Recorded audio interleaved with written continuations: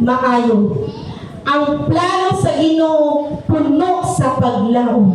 Ug ang plano sa Ginoo puno sa grasya. Amen? Final challenge, mga igsoon.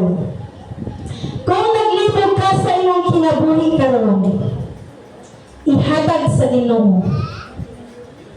Kung wala kay klarong direction karon, pangayuha siya og giya. Kung nabugatan ka, pahulay sa iyang presensya. Trust His plan, trust His timing, and trust His heart. Pero dili ko natingon nga pahulay nga muundang naka, kundi pahulay ta sa presensya sa atong buhay nga Diyos. Amen? Amen! Atong palakpakan ang atong buhay nga Diyos. Kung atong ginamyo